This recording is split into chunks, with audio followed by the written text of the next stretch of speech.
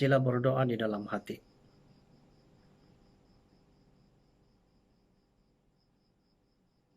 Haleluya, amin. Dalam nama Tuhan Yesus Kristus, kita memulakan kebaktian hari Sabat sebelah pagi.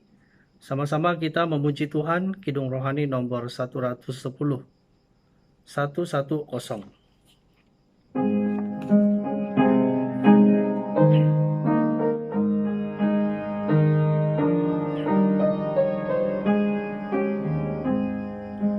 Ku tinggalkan segalanya, ikut salib, ikutnya, walau hidup menderita, tetap jadi muridnya.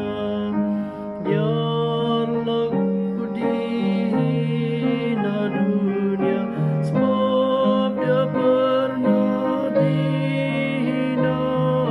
Semoga Tuhan yang kuasa kasihiku selamanya.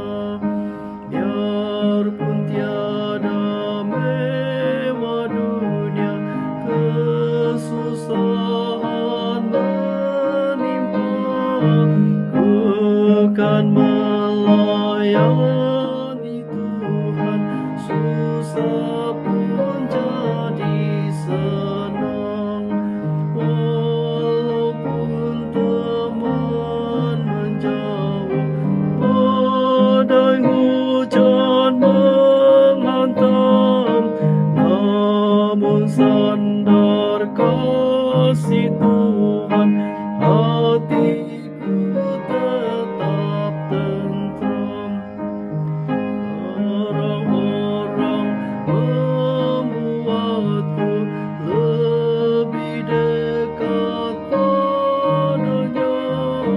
Makin besar bahaya dunia, makin damai dalam Dia. Mohon Tuhan kasihiku dan kuatkan imanku. Kalau Tuhan tak berkati, mana mungkin ku bahagia. Dalam kasih dan rahmat-Nya, tiada dosa dan cemas. Tuhan telah sediakan hidup kekal bagiku. Bila sampai garis akhir, mahkota telah tersedia. Yang kuharap hampir dapat terlihat karena iman. Sebelum kita sama-sama belajar firman Tuhan, terlebih dahulu mari kita sama-sama berdoa.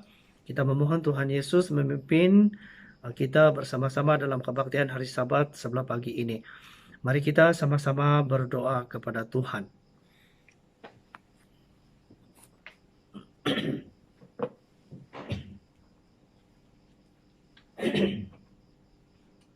Dalam nama Tuhan Yesus Kristus kami berdoa. Haleluya.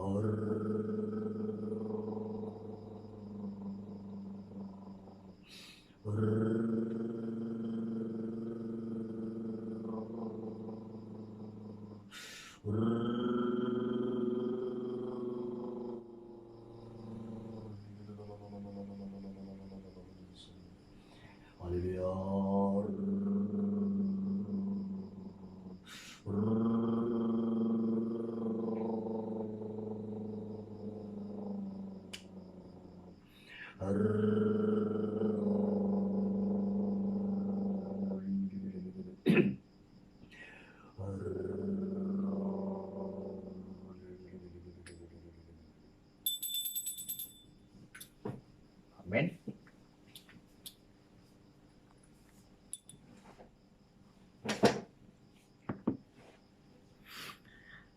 Dalam nama Tuhan Yesus Kristus, menyampaikan firman Tuhan. Pertama-tama sekali, ucapkan salam sejahtera kepada semua jemaat yang dikasihi dalam Tuhan. Kita sangat bersyukur kepada Tuhan Yesus pada hari Sabat ini kita dapat lagi berkumpul bersama-sama dalam kebaktian ini. Kita bersyukur atas segala berkat Tuhan memimpin kita sepanjang dalam kita berehat, di mana pada masa ini kita telah dikawal oleh kerajaan untuk mengawal wabak yang sedang melanda di seluruh dunia, dan khususnya di setiap negara. Jadi kita bersyukur kepada Tuhan Yesus di mana sekalipun kita mempunyai kehidupan seperti ini, tetapi kita masih di dalam lindungan oleh Tuhan. Dan perlu kita juga memahami dalam situasi kehidupan ya pada masa ini, di mana selama kita telah diperintahkan untuk dikawal dalam pergerakan kita, dan sehingga kita diperintahkan untuk diam di rumah masing-masing. Dan ini adalah satu kehidupan yang luar biasa bagi kita, di mana kita mendapat satu pengalaman bagi kita semua sebagai umat Tuhan. Dan kalau kita melihat atau meninjau daripada sudut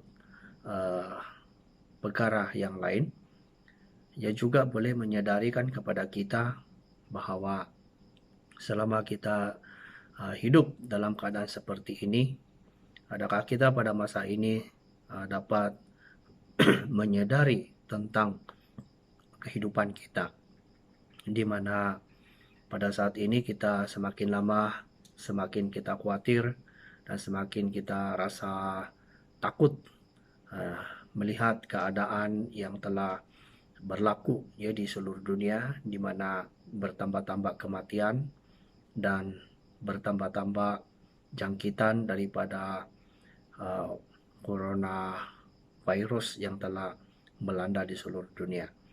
Dan virus ini adalah satu virus yang sangat berbahaya, dan ia boleh membunuh kepada seseorang apabila dijangkiti oleh wabak ini. Jadi ia juga menjadi satu pengalaman bagi kita, di mana pada masa ini kita telah diperintahkan oleh kerajaan untuk diam di rumah, dan kita tidak dapat lagi bekerja pada waktu yang telah diberikan. Dan kita percaya bahwa banyak orang atau manusia pada masa ini sedang dalam kesusahan, karena mereka kehilangan pekerjaan dan mereka kehilangan pendapatan, dan juga ya banyak perkara-perkara yang membuatkan mereka hidup dalam kesusahan, memikirkan segala-gala dalam kesusahan pada masa ini. Tetapi bagi kita juga menyadarkan kepada kita juga, di mana apakah perkara ini apabila telah berlaku dalam kehidupan kita, nah apakah dapat menyadarkan kepada kita sebagai umat Tuhan yang percaya kepada Tuhan, di mana selama ini ya adakah kita hidup mementingkan dekat dengan Tuhan. Kalau kita meninjau dari segi sudut semangat pekerjaan bagi setiap orang, ramai orang ya tidak ada waktu untuk Tuhan, tidak ada waktu untuk beribadah kepada Tuhan, dan tidak ada waktu untuk berkebaktian dalam setiap hari Sabat. Karena itu kita coba pikirlah dan pertimbangkan pada saat ini, di manakah yang terpenting, nyawa rohani kita ataupun nyawa jasmani kita. Kalau kita kehilangan nyawa dengan adanya perbuatan yang kita sedia untuk Tuhan, maka kita tidak ada kekhawatiran dalam kehidupan kita. Tetapi kalau kita kehilangan nyawa karena kita dengan kesibukan mencari sumber-sumber kehidupan pada setiap hari, dan satu waktu kita telah kehilangan nyawa atau meninggal dunia, maka tidak ada makna bagi kita.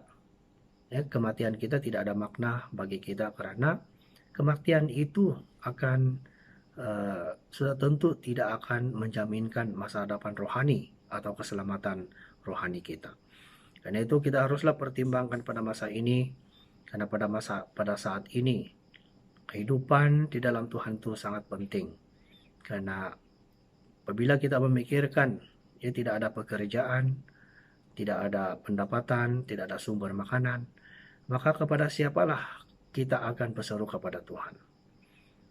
Kepada siapalah kita akan bersandar lagi, kepada kekuatan kita sendiri ataupun bersandar kepada Tuhan? Sudah pasti pada saat ini kita dapat memikirkan sesuatu yang terpenting seperti yang telah diberitahukan oleh Tuhan kepada kita. Jadi marilah kita mengisapi diri kita sendiri supaya kita dapat berbalik kepada Tuhan, dan semoga Tuhan uh, menghiburkan kita pada saat kesusahan pada masa ini. Karena dunia pada masa ini kita tidak tahu ya apakah akan berlaku di hadapan, selain daripada hanya kita bersandar kepada Tuhan sahaja. Jadi pada pagi ini, yaitu pada hari Sabat ini, kita akan belajar tentang satu tajuk yang kita akan belajar dalam pembelajaran pada hari Sabat ini, yaitu bertobatlah sebab kerajaan surga sudah dekat. Inilah tajuk yang kita akan belajar bersama-sama pada pagi hari Sabat di sini, yaitu bertobatlah sebab kerajaan surga sudah dekat. Apabila kita melihat tajuk ini, sudah pastilah ini adalah satu peringatan atau perintah Tuhan ya kepada kita sebagai umat Tuhan yang sudah memahami tentang kehidupan, kepentingan di dalam rohani. Mari kita merujuk di dalam kitab Injil Markus pasal 4. Injil Matius pasal 4. Injil Matius pasal 4, kita baca ayat 17. Injil Matius pasal 4 ayat 17. Sejak waktu itulah Yesus memberitakan, bertobatlah sebab kerajaan surga sudah dekat. Di sini apabila kita membaca firman Tuhan ini, di mana Tuhan Yesus ya pernah memberitahukan di sini bahwa ya Tuhan Yesus mengingatkan kepada kita, bertobatlah sebab kerajaan surga sudah dekat. Mengapa kita harus ya bertobat? Apakah kepentingan pertobatan ini? Dan untuk apa kita bertobat di hadapan Tuhan? Nah, kita sebagai manusia hidup di dalam dunia ini, kita sudah mengerti dan sudah memahami tentang kehidupan kita, sebab kita diajar oleh Tuhan dalam firman-Nya. Tetapi kita perlu memahami untuk secara mendalam, untuk menunaikan kehendak Tuhan dalam memenuhi kehendak Tuhan dalam firman-Nya. Yaitu apakah sebenarnya ya kepentingan ya kita bertobat. Seseorang itu bertobat ya di dalam Tuhan, bertobat di dalam kesalahannya atau dalam kehidupannya, supaya dapat mempersiapkan diri ya untuk memasuki kerajaan surga. Sejarah Alkitab, Tuhan berkali-kali menggunakan cara untuk menyadarkan semua manusia, yaitu bagaimana manusia dapat berbalik kepada Tuhan. Contoh yang pertama, sejak manusia jatuh dalam dosa, mereka melanggar perjanjian di antara Tuhan dan manusia. Kita rujuk dalam Kejadian pasal 3. Kitab Kejadian pasal 3, kita baca ayat 1. Kitab Kejadian pasal 3 ayat 1. Adapun ular ialah yang paling cerdik dari segala binatang di darat yang dijadikan oleh Tuhan Allah. Ular itu berkata kepada perempuan itu, tentulah Tuhan berfirman, semua pohon dalam taman ini jangan kamu makan buahnya, bukan? Ayat 2. Lalu sahut perempuan itu kepada ular itu, buah pohon-pohon dalam taman ini boleh kami makan. Ayat 3. Tetapi tentang buah pohon yang ada di tengah-tengah taman, Tuhan berfirman, jangan kamu makan ataupun raba buah itu, nanti kamu mati. Bila kita membaca ayat ini, kita akan mengenali bahwa inilah permulaan manusia, bagaimana manusia itu jatuh dalam dosa. Di mana ada seekor ular yang ada di pohon pengetahuan yang baik dan jahat di sini. Karena pohon ini sebenarnya sudah diperintahkan oleh Tuhan bahwa manusia itu tidak boleh datang atau dekat dengan pohon itu, apalagi menyentuh dan memakan dari buah pohon pengetahuan yang baik dan jahat ini. Karena mereka tidak berjaga-jaga dan tidak mengingati perintah Tuhan, maka mereka telah terpedaya oleh seekor ular yang ada di dalam pohon itu. Yaitu ular itu adalah sejenis binatang yang cerdik, yang telah dipakai oleh iblis untuk menjatuhkan manusia di hadapan Tuhan. Agar mereka jatuh dalam dosa. Mengapa mereka jatuh dalam dosa? Kita baca ayat pasal 2, Kejadian pasal 2, kita baca ayat 16 hingga ayat 17. Ayat 16, lalu Tuhan memberi perintah ini kepada manusia. Semua pohon dalam taman ini boleh kau makan buahnya dengan bebas. Tetapi pohon pengetahuan tentang yang baik dan yang jahat itu, janganlah kau makan buahnya. Sebab pada hari engkau memakannya, pastilah engkau mati. Dua ayat di sini jelas memberitahukan bahwa disinilah Tuhan memberi perjanjian antara Tuhan dengan manusia di Taman Eden. Di mana setelah Tuhan menyediakan segala-galanya untuk manusia hidup di muka bumi ini, khususnya bermula di Taman Eden ini. Sebenarnya Tuhan sudah menyediakan segala-galanya makanan bagi mereka, dan hanya ada satu perkara yang Tuhan peringatkan kepada mereka yang harus mereka ingat seumur hidup mereka. Karena perintah ini adalah sesuatu hukum bagi Tuhan bagi manusia di sini. Di mana perintah ini adalah tidak boleh mereka mengambil dari buah pohon ini dan memakannya. Tetapi apabila kita baca pasal 3, disinilah mereka jatuh dalam dosa.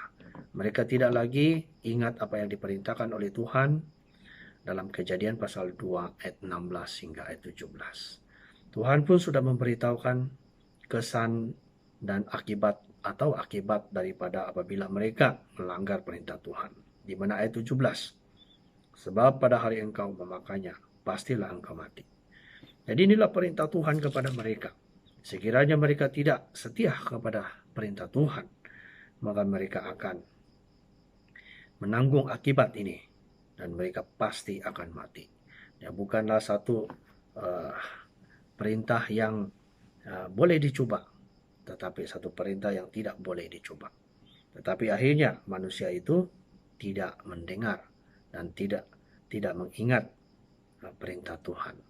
Dan akhirnya mereka telah dibujuk oleh iblis dengan menggunakan ular.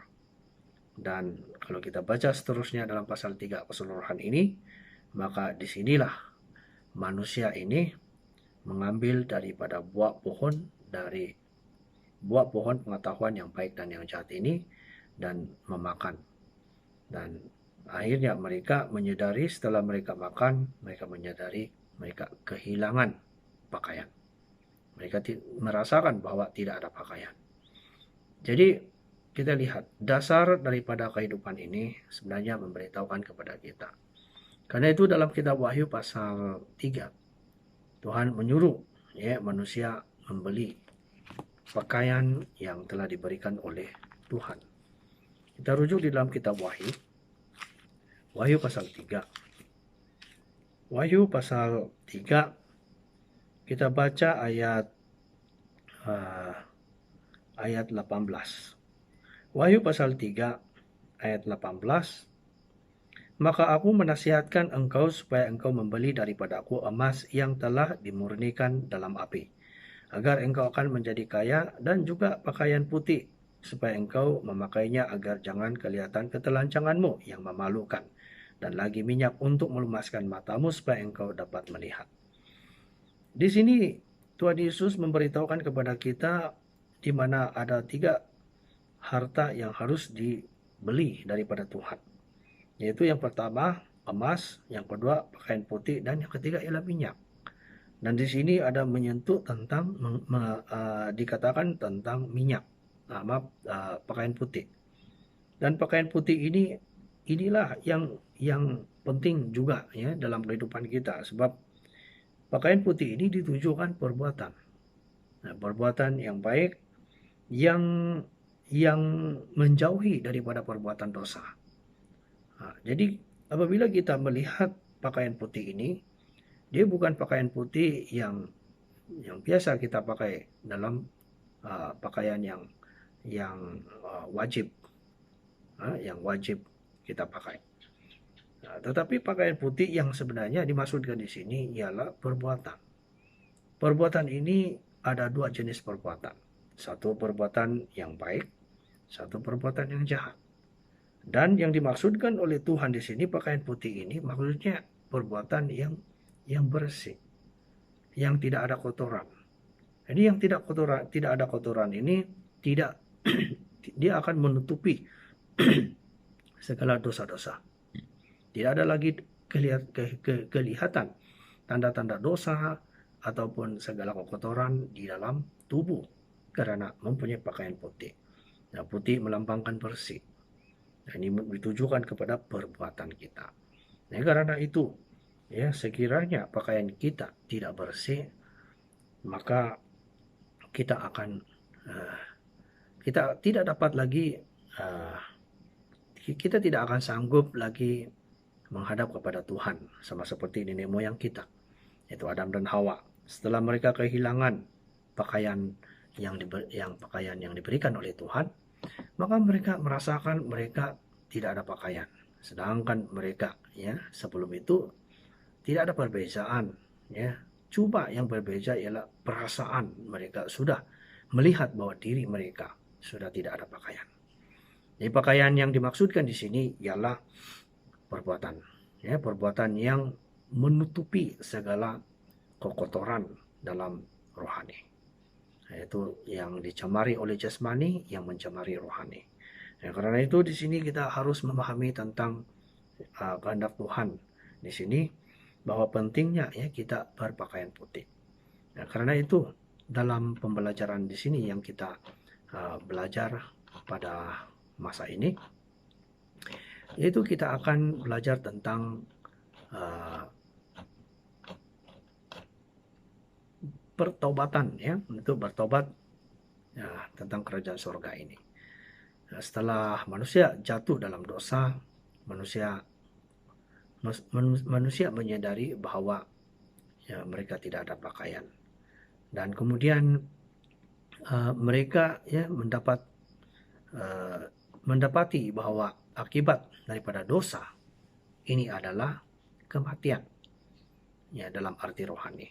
Dan kita lihat di dalam Roma pasal 5. Kitab Roma pasal 5, kita baca ayat 12. Kitab Roma pasal 5 ayat 12. Sebab itu sama seperti dosa telah masuk ke dalam dunia oleh satu orang, dan oleh dosa itu juga maut, demikianlah maut itu telah menjalar kepada semua orang, karena semua orang telah berbuat dosa.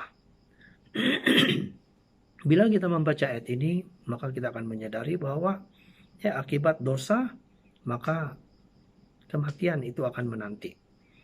Yaitu hanya melalui seorang yang seperti dosa telah masuk ke dalam dunia oleh satu orang. Saat tentu ditujukan kepada nenek moyang kita.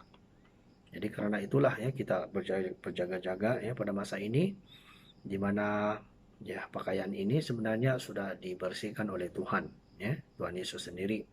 yang hendak memberikan darahnya untuk menghapuskan dosa kita.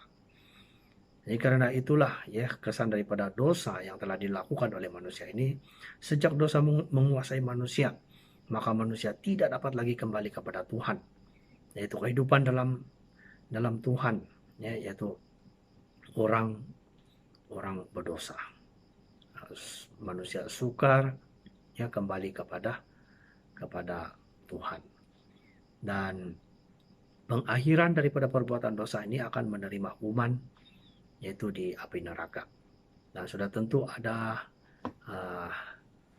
Tuhan sudah memberitahu ya lebih awal, sekiranya kalau kita tidak berkesempatan untuk menyucikan dosa-dosa yang ada di dalam kehidupan kita ini, maka kita akan dihukum oleh Tuhan.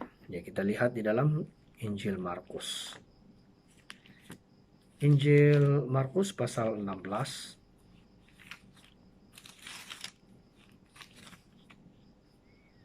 Injil Markus pasal 16, kita baca ayat 15 hingga ayat 17. Injil Markus pasal 16 ayat 15 hingga ayat 17. Lalu ia berkata kepada mereka, "Pergilah ke seluruh dunia, beritakanlah Injil kepada segala makhluk. Siapa yang percaya dan dibaptis akan diselamatkan, tetapi siapa yang tidak percaya akan dihukum. Tanda-tanda ini akan menyertai orang-orang yang percaya. Mereka akan mengusir setan-setan demi namaku. Mereka akan berbicara dalam bahasa-bahasa yang baru bagi mereka." Jadi pengakhiran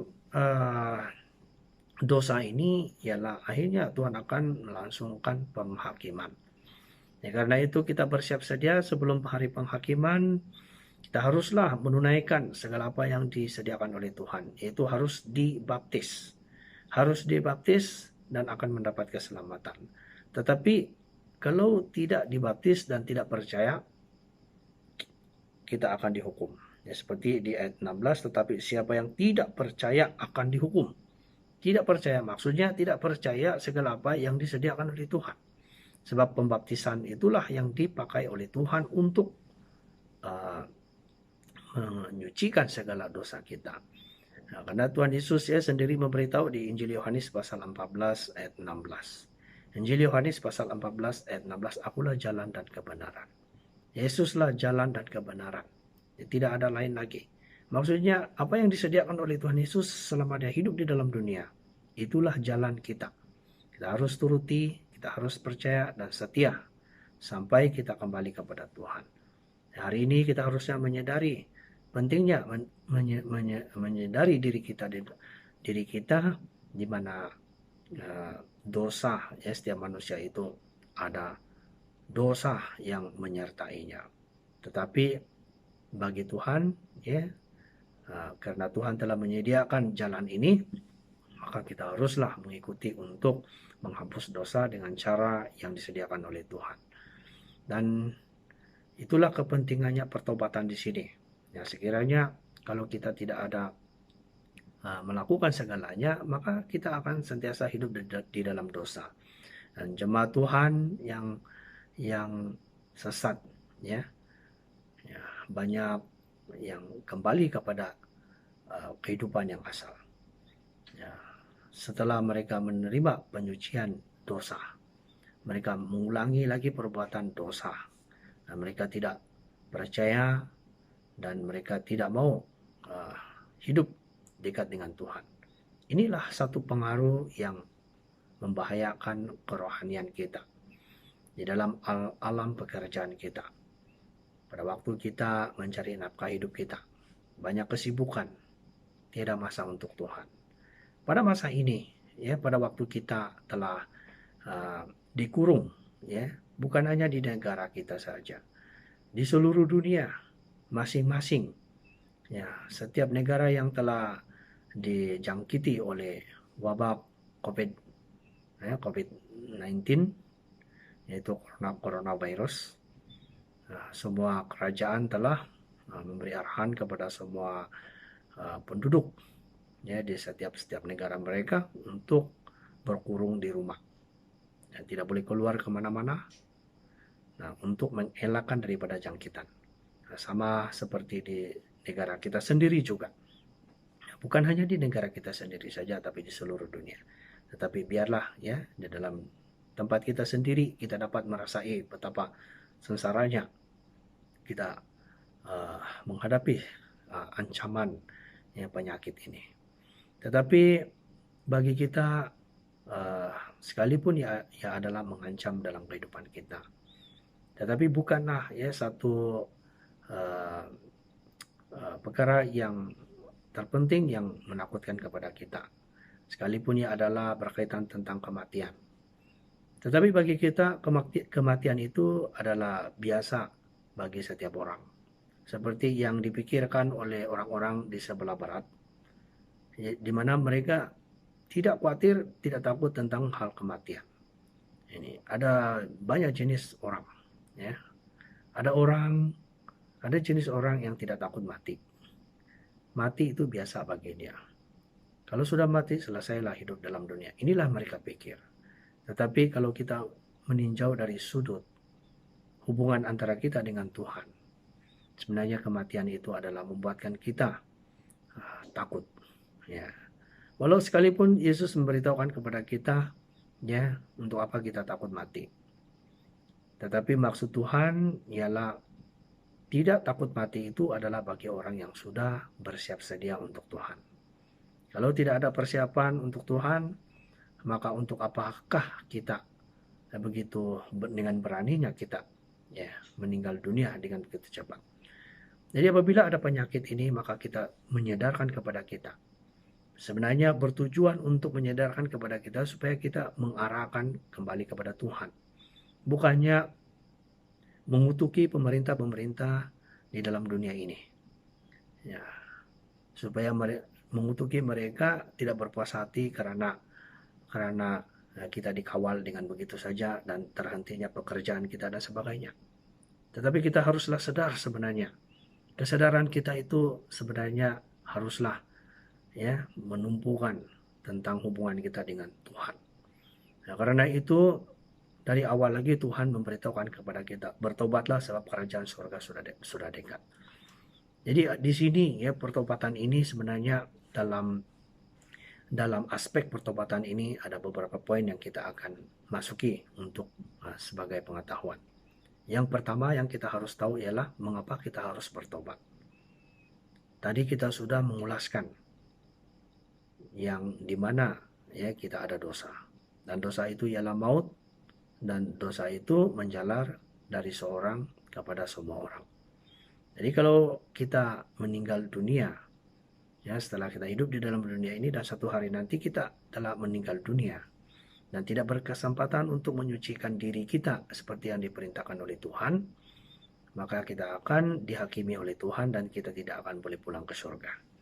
Jadi ada dua sahaja ya penantian bagi kita dalam kehidupan kita pada masa akan datang, yaitu masuk kerajaan surga ataupun dilempar ke api neraka ya menjadi turut dihukum bersama-sama dengan orang-orang durhaka dan iblis. Nah, inilah yang harus kita kena pertimbangkan dalam kehidupan kita. Ya, bukan sembarang kita dengan memberanikan diri tidak takut mati. Tetapi ya kita haruslah pertimbangkan betapa kita takut ya kepada Tuhan kita. Sekiranya kalau kita tidak dapat melengkapi diri kita, mempersiapkan diri kita di hadapan Tuhan. Jadi pertobatan ini bermaksud adalah untuk menjadikan seorang yang kudus di hadapan Tuhan. Yang kita rujuk di dalam Yesaya pasal 45. Kitab Yesaya pasal 45. Yesaya pasal 45. Kita baca ayat 22. Kitab Yesaya pasal 45 ayat 22. Berpalinglah kepadaku dan biarkanlah dirimu diselamatkan. Biarkanlah dirimu diselamatkan, hai ujung-ujung bumi, sebab akulah Tuhan dan tidak ada yang lain. Jadi di sini dari sejak dahulu lagi di zaman para nabi lagi, Tuhan berkata sama seperti juga pada masa sekarang. Sampai pada zaman Yesus hidup di dunia memberitakan Injil juga, perkataan ini sentiasa diucap oleh Tuhan. Tuhan mau supaya kita berpaling kepada Tuhan dan biarkanlah diri kita diselamatkan. Nah, kenapa kita harus mendapat keselamatan dari Tuhan? Karena kita ini adalah umat yang dipilih oleh Tuhan. Dan manusia ini salah satu adalah makhluk yang hidup di dunia ini, yang dicipta oleh Tuhan, yang paling disayangi oleh Tuhan. Dan karena itu Tuhan tidak membiarkan seorang pun manusia di dunia ini akan dilemparkan bersama-sama dengan iblis di api neraka. Dan karena itu kita harus pertimbangkan. Dan kita haruslah, inilah kepentingannya pertobatan ini. Dan yang kedua di sini ialah di mana ini juga adalah satu perintah juru selamat kita, ya, supaya kita haruslah memahami tentang pertobatan ini. Wahyu pasal 2 ayat 5. Kita rujuk dalam kitab Wahyu pasal 2. Wahyu pasal 2 ayat 5. Ayat 5. Sebab itu ingatlah betapa dalamnya engkau telah jatuh. Bertobatlah dan lakukanlah lagi apa yang semula engkau lakukan. Jika tidak demikian, aku akan datang kepadamu dan aku akan mengambil keakidian daripadamu dari tempatnya jikalau engkau tidak bertobat. Di sini pun Tuhan Yesus sendiri memberitahukan dalam perantaraan Yohanes, di mana memberitahukan tentang pentingnya pertobatan. Orang ini yang disebut oleh Tuhan ini sebenarnya orang-orang yang sudah percaya Tuhan, tetapi dalam kehidupannya, dalam menjalankan kehidupan, itu jemaat Efesus di sini adalah jemaat yang ditegur oleh Tuhan, di mana mereka bukan tidak ada ketekunan. Ya. Kalau kita baca ayat 2, aku tahu segala pekerjaanmu, baik jeripayamu maupun ketekunan. Aku tahu bahwa engkau tidak dapat sabar terhadap orang-orang jahat. Maksudnya Tuhan pun tahu tentang pekerjaan mereka masing-masing. Sudah tentu pekerjaan yang dimaksudkan di sini ialah melayani Tuhan. Mereka juga ada semangat melayani Tuhan. Tetapi kita juga berjaga-jaga dalam pelayanan Tuhan. Kita tidak boleh sembarang melayani Tuhan. Kita mesti mengikuti segala cara Tuhan yang dikehendaki oleh Tuhan. Itu memerlukan kesabaran, memerlukan kasih yang cukup, dan banyak berdoa kepada Tuhan. Jadi karena itu pentingnya pertobatan. Baik dalam pertobatan ini juga, bagaimana kita harus bertobat. Kita haruslah melepaskan segala beban dan berbalik kepada Tuhan. Kita baca 2 Tawarik pasal 7 ayat 14. 2 Tawarik pasal 7 ayat 14. Dan umatku yang di atasnya namaku disebut merendahkan diri, berdoa dan mencari wajahku, lalu berbalik dari jalan-jalan yang jahat, maka aku akan mendengar dari surga dan mengampuni dosa mereka serta memulihkan negeri mereka. Jadi karena itu dari dahulu juga Tuhan pun mempunyai perkataan yang sama untuk memulihkan kembali, menggalakkan, mendorongkan umatnya kembali kepada Tuhan. Sudah pasti mereka ini hidup di dalam dosa, dan mereka seringkalinya mengulangi perbuatan kejahatan yang sama di hadapan Tuhan. Tetapi Tuhan juga sentiasa memberi dorongan kepada mereka supaya mereka diberi kesempatan untuk bertobat. Dan seperti Tuhan sangat mementingkan seseorang itu menjadi orang yang benar. Sebab seseorang yang menjadi orang benar ini pastilah mereka akan dikasihi oleh Tuhan. Kita lihat dalam Matius pasal 12. Injil Matius pasal 12 ayat 41. Injil Matius pasal 12 ayat 41. Pada waktu penghakiman orang-orang Niniwi akan bangkit bersama angkatan ini dan menghukumnya juga, sebab orang-orang Niniwi itu bertaubat setelah mendengar. Jadi ayat ini sangat penting bagi kita. Menjadi orang benar haruslah belajar mencontohi seperti orang yang telah pernah bertobat dan diampuni oleh Tuhan. Dosa-dosa mereka diampuni oleh Tuhan. Niniwi adalah satu kota yang sangat besar yang berpenduduk lebih daripada 120 orang yang pernah direncanakan oleh Tuhan untuk menunggang balikan Niniwi itu. Maksudnya membakar Niniwi itu. Ya, sama seperti keadaan di Sodom dan Gomora. Mengapa Tuhan ya merencanakan ya hukuman bagi kota Niniwi dan segala isi yang ada di dalam Niniwi itu? Karena mereka hidup di dalam dosa. Tidak dapat lagi mengenal ya tangan kanan dan tangan kiri. Maksudnya tidak dapat lagi membedakan mana yang benar dan yang jahat. Mereka tidak dapat lagi belajar firman Tuhan karena dosa sudah menguasai mereka. Nah, karena itu sangat pentingnya pertobatan. Karena mereka bertobat, maka Tuhan tidak meneruskan rencana yang telah diputuskan oleh Tuhan melalui Nabi Yunus. Karena itu kita sangat bersyukurlah kepada Tuhan. Tuhan sebenarnya kalau kita setia kepada Tuhan, kita percaya kepada Tuhan, kita akan mendapatkan keselamatan. Injil Markus pasal 16 ayat 16 hingga ayat 18. Tuhan Yesus memberitahu siapa percaya dan dibaptis akan diselamatkan. Jadi kalau kita tidak percaya dan tidak menerima baptisan, maka kita akan dihukum oleh Tuhan. Dan kita haruslah memerlukan penyempurnaan rohani. Dan yang ketiga, kita juga memerlukan mengetahui di manakah kerajaan surga. Sebab dalam tema ini, bertobatlah sebab kerajaan surga sudah dekat. Ini kata-kata Yesus. Kerajaan surga sudah dekat. Di mana kerajaan surga ini?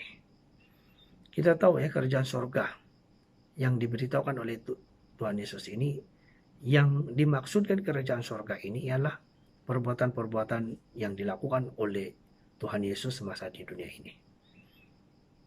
Dan apakah contoh kerajaan surga yang dimaksudkan di sini? Yaitu sepertilah Tuhan Yesus melakukan banyak tanda mukjizat. Dia memberikan ya menyembuhkan segala penyakit, seperti mengusir setan dan segala-galanya yang telah menimpa kepada orang-orang yang sehingga mereka dalam keadaan hidup dalam kesusahan. Nah, karena itu kerajaan surga sebenarnya ya adalah di dalam pelayanan kita di dalam Tuhan. Yaitu di surga itu adalah kehidupan tempat kekal bagi kita pada masa akan datang yang didiami oleh Tuhan pada masa ini. Tetapi di dunia kerajaan surga ini ialah perbuatan. Perbuatan-perbuatan yang telah diberikan oleh Tuhan kepada kita. Ya, seperti diumpamakan seperti kegiatan pelayanan, segala pelayanan kita di dalam Tuhan. Ya, kita melihat ada orang diganggu setan. Nah, kita mengusir dalam nama Tuhan Yesus. Nah, ini bila kita berdoa dalam nama Tuhan Yesus, maka kerajaan surga itu sudah ada di dalam hidup kita. Kita lihat Lukas pasal 11.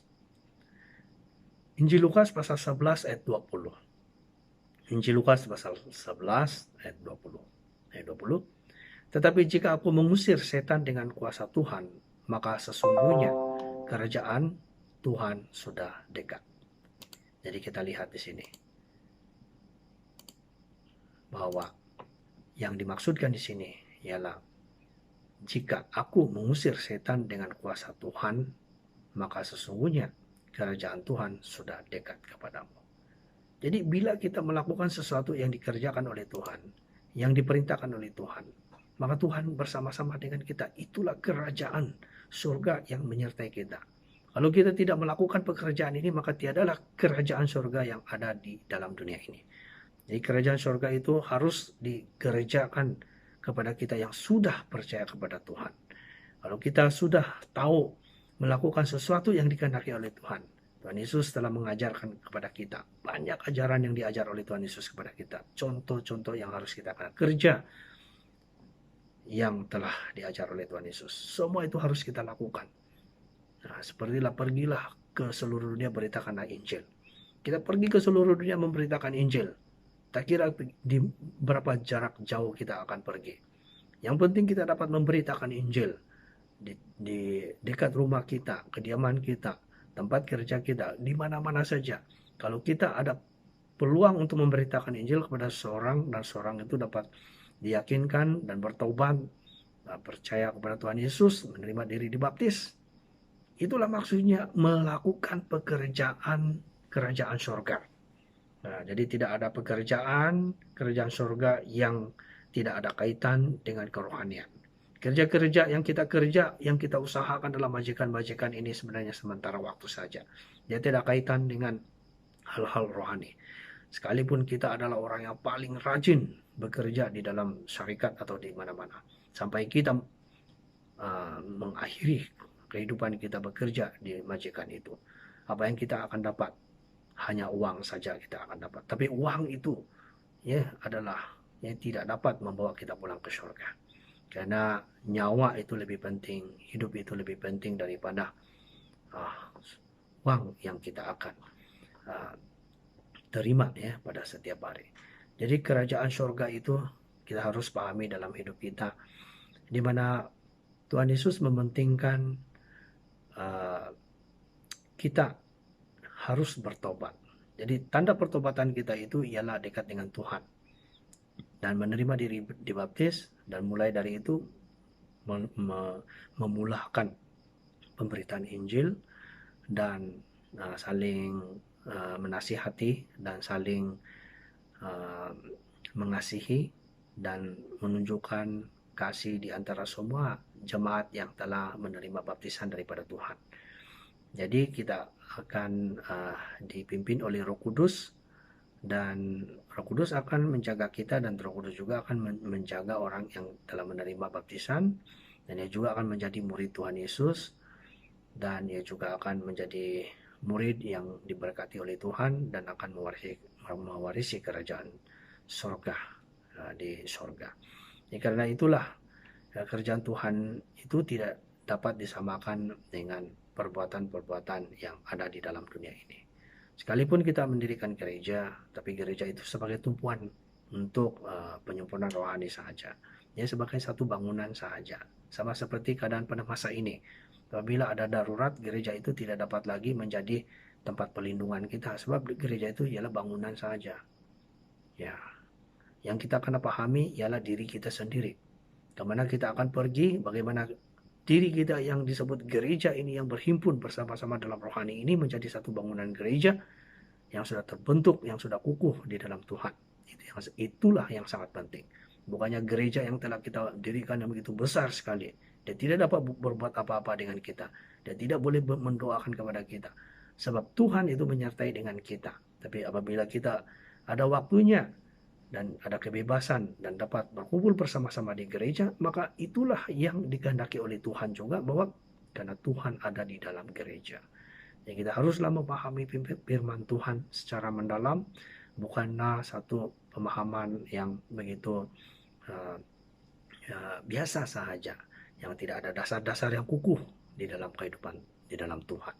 Jadi inilah satu pengisian di dalam tajuk yang kita dapat belajar pada pagi hari Sabat ini, yaitu bertobatlah sebab kerajaan surga sudah dekat. Dan secara kesimpulan di sini, haruslah melayani Tuhan, dan melayani Tuhan adalah pertobatan dalam memasuki kerajaan Tuhan.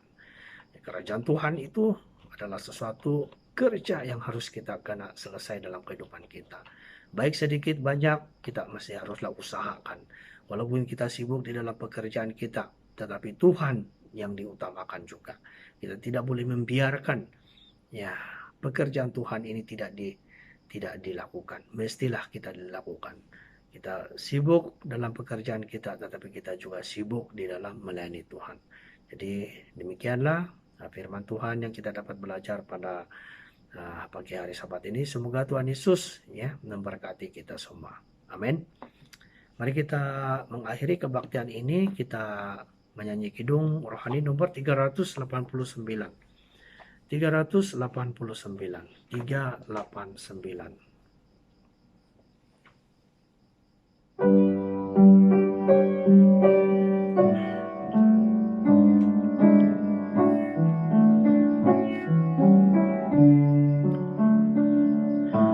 lebih dekat pada hatimu,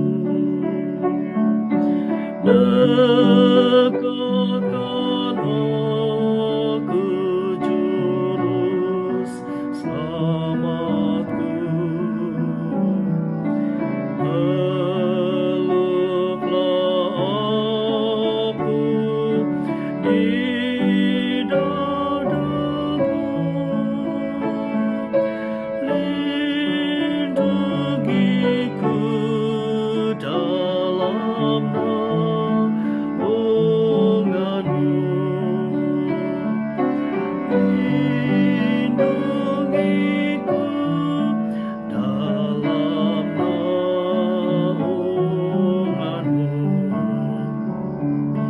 lebih dekat pada hatimu,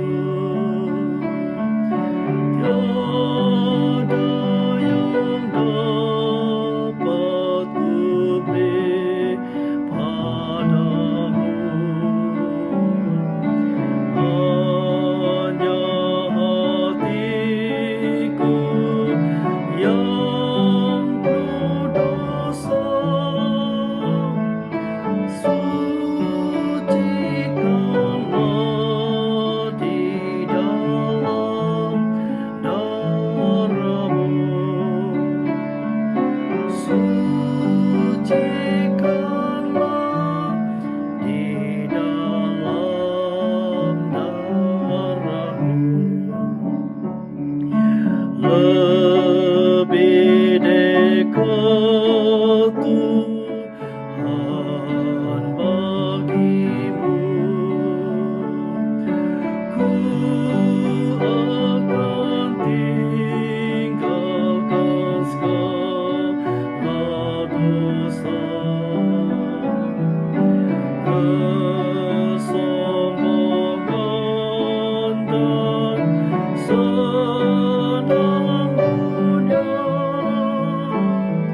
sebab Yesus tersalib bagiku, sebab Yesus tersalib bagiku, lebih dekat setiap waktu,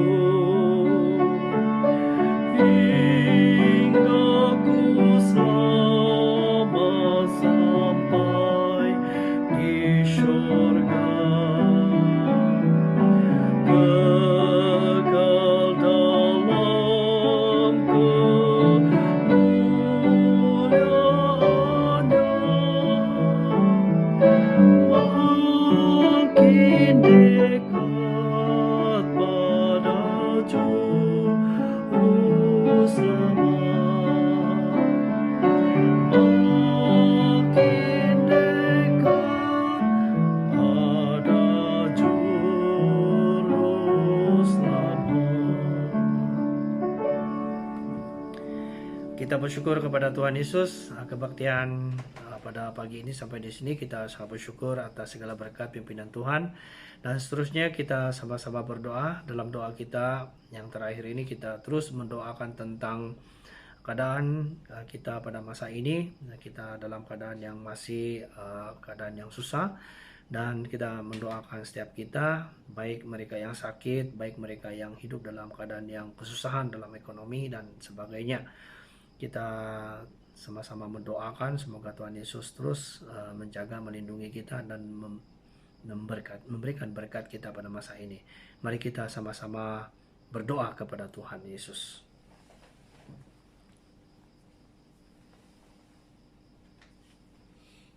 Dalam nama Tuhan Yesus Kristus kami berdoa. Haleluya.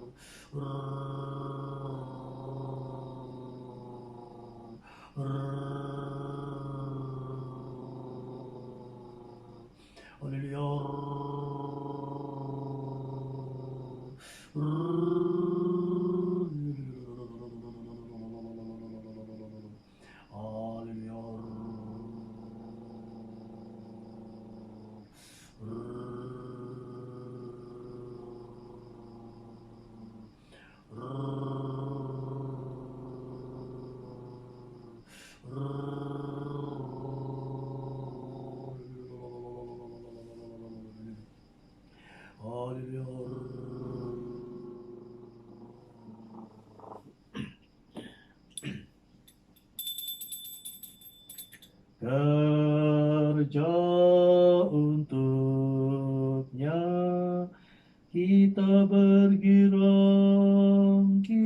bergirang, kerja untuknya semasa di dunia. Kerja untuknya kita bergirang, kerja untuknya semasa di dunia. Amin.